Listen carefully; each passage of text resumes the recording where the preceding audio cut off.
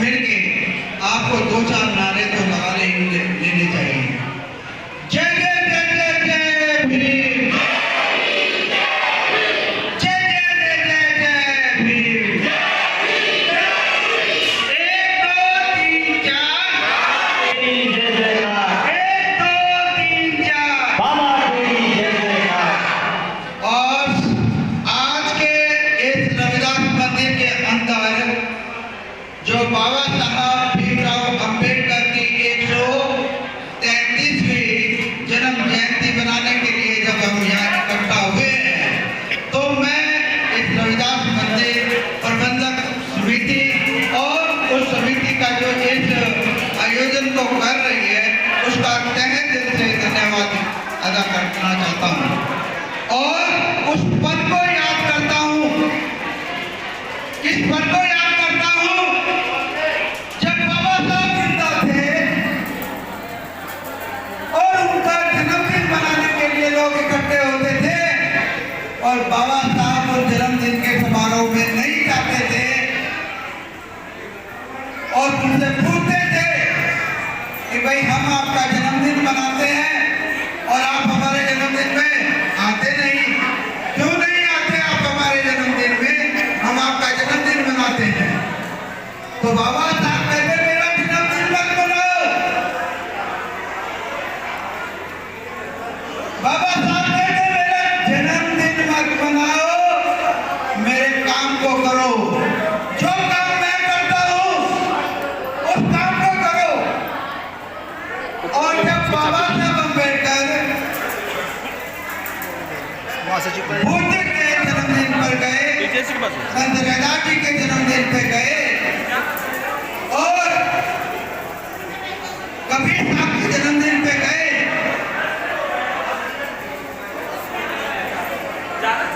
जन्मदिन पर गए, तो बाबा साहब से पूछा कि आप अपने जन्मदिन को बनाने के लिए मना करते हैं, लेकिन बाबा साहब इनके जन्मदिन क्यों मनाते हैं?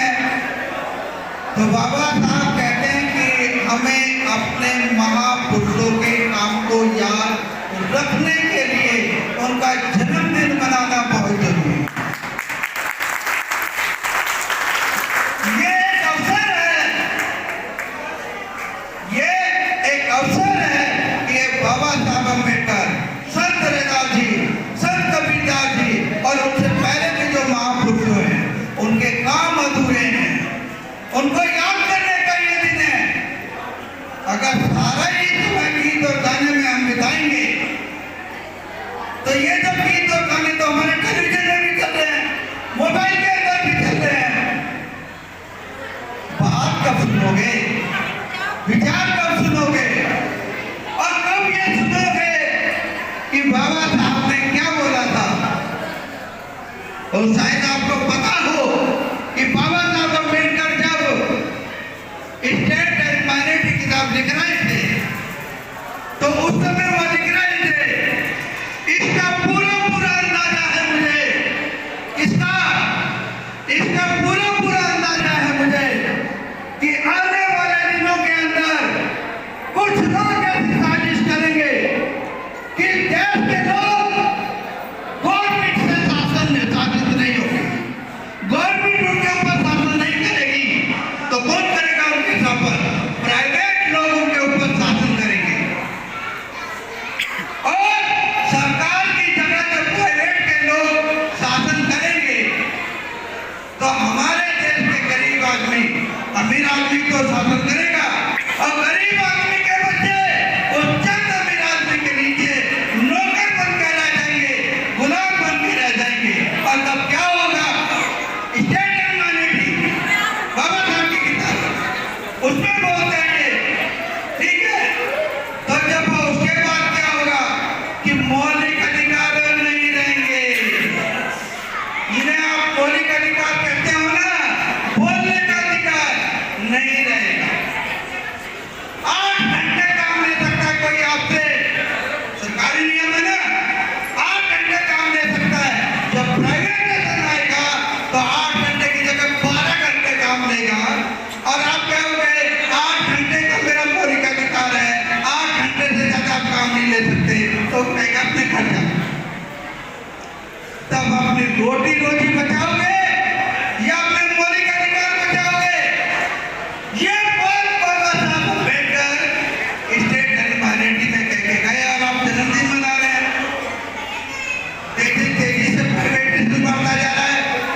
आपकी ये वाली नस्ल, ये वाला युवा पूरा का पूरा प्राइवेटाइजेशन के अंडर में चला गया, उनकी गुलामी में चला गया। आने वाला बच्चा भी जाने वाला है, वो भी प्राइवेटाइजेशन में जा रहा है। और इसके बाद क्या आ गया? पूरी जगह एक ही टेस्ट होगा आपके बच्चों का। तुम्हें खबर ही नहीं है तुम्हारे साथ क्या हो रहा है, तुम सो रहे हो क्या? आपके पूरी जगह एक ही टेस्ट होगा, आपके बच्चे का नंबर आएगा। दिल्ली में जो बच्चा रह रहा है उसका बेंगलोर में नंबर आएगा, जो बेंगलोर में रह रहा है उसका मुंबई में आएगा। मेरे बच्चे का एक का नंबर आया बनारस में, एक आया कोलकाता के अंदर। फीस से अलग की बात बता रहा हूँ, फीस से अलग एक बच्चे की 10,000 रुपये खर्चा है महीने का और दूसरे बच्चे का 8,000 रुपये खर्चा है। अब मैं ये सोचता हूँ मैं तो गवर्नमेंट सर्वेंट, 25-26 साल की मेरी पकी पकाई नौकरी, मैं तो खर्चा उठा लूंगा। मेरे बराबर में जो सूरज रहता है, पुताई का काम करता है, वो कैसे अपने बच्चों को पढ़ाएगा? अरे वो तो गरीब का बच्चा गरीब ही रह जाएगा ना, और वो तो गुलामी के गुलामी में रह जाएगा। तो बाबा साहब की जयंती मनाते हुए क्या ये बाबा साहब की बात याद नहीं आनी चाहिए? केवल बाबा साहब की जय जयकार करते रह जाएंगे। और वो बात भी मुझे यहाँ ध्यान पड़ रही है। कौन सी बात?